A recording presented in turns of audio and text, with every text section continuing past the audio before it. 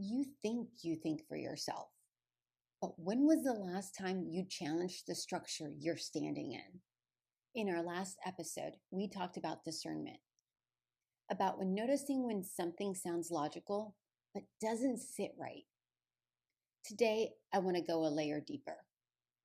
Before discernment, before alignment, there's something that happens that is far more subtle, yet very invasive. We begin trusting someone else's guidance more than our own. And most of the time, we don't even notice we've done it. What is it? The slow rewiring of our thoughts to reflect theirs. This is Caffeine and Clarity.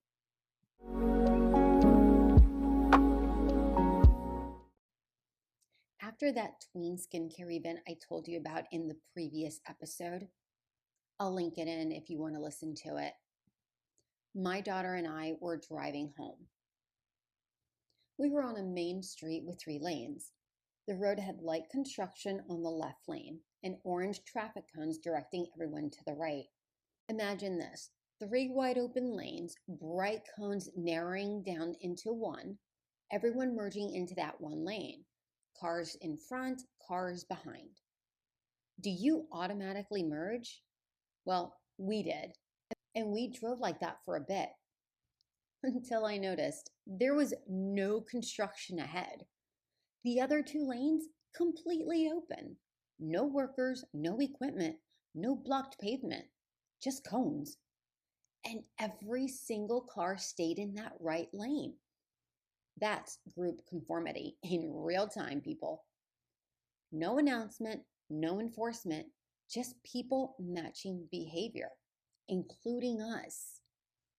And my first thought wasn't, this doesn't make sense. It was, oh, there must be a reason.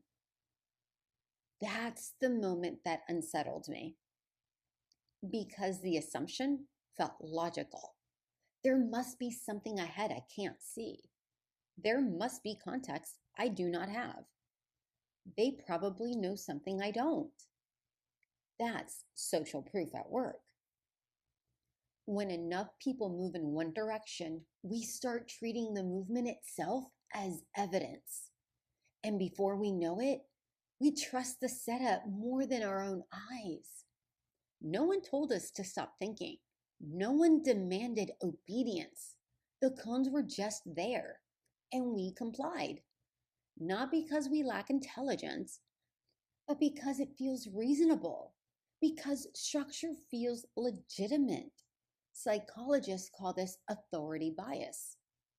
Our tendency to trust what looks official, established, or organized before we verify it for ourselves. We equate longevity to wisdom. We assume popularity is correctness. If everyone else is doing it, there must be a reason. And maybe there is. But how often do we question the cones? Instead, we question the person who changes lanes.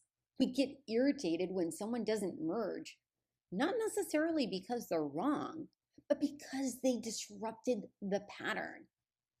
So instead of examining the setup, we defend it. And if you're thinking, well, this doesn't apply to me, I question everything, that might be the clearest sign that it does. Because this doesn't just happen on the road. The cones happen to be a good metaphor for how easily we fall in line without being told to. It happens in families, traditions no one remembers choosing, but we just say, well, this is how we do it. That's norm pressure. No one forces you, but stepping outside the pattern feels uncomfortable. It happens in trends. The product everyone suddenly swears by, the mindset everyone repeats, it looks established, so we accept it. And over time, without realizing it, we stop evaluating for ourselves and start moving with the pattern instead. We don't think, I'm giving up my autonomy. We think, maybe I'm overthinking it. I don't want to be difficult.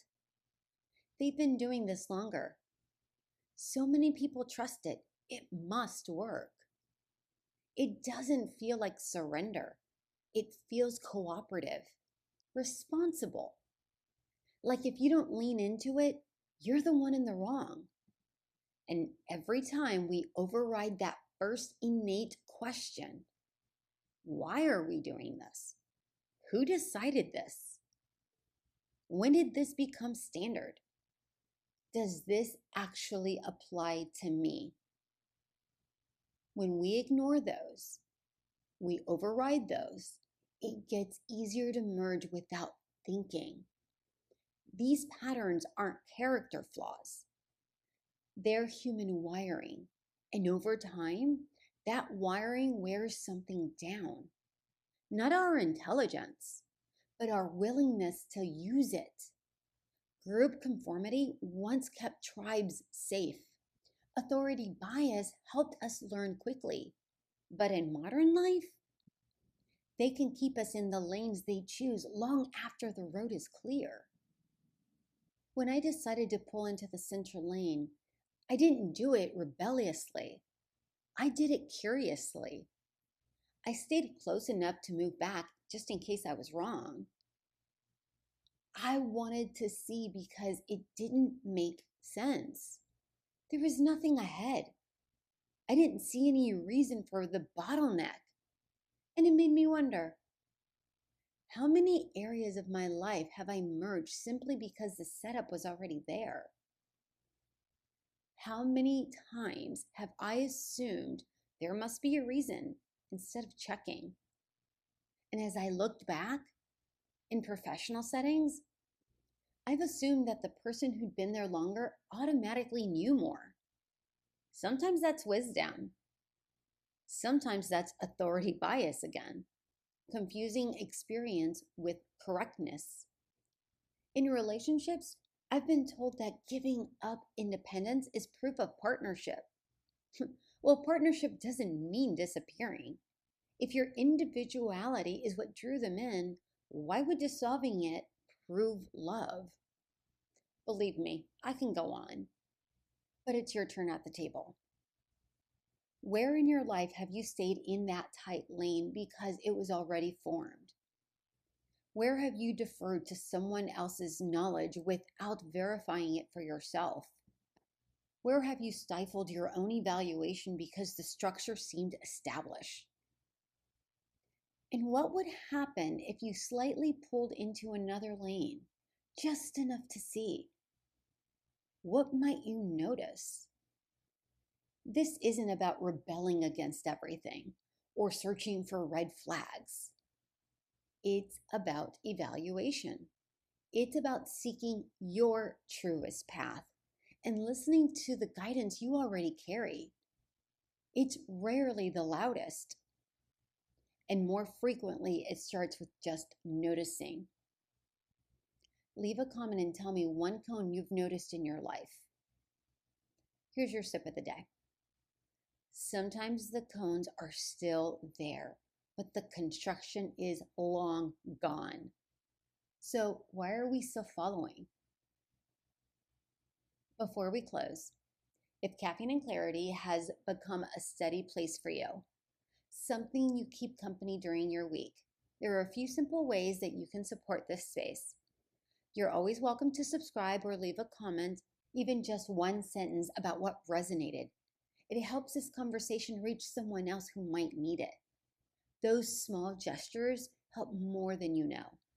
And if it ever feels aligned, there's also the option to donate or visit the shop and choose something that feels like it belongs with you.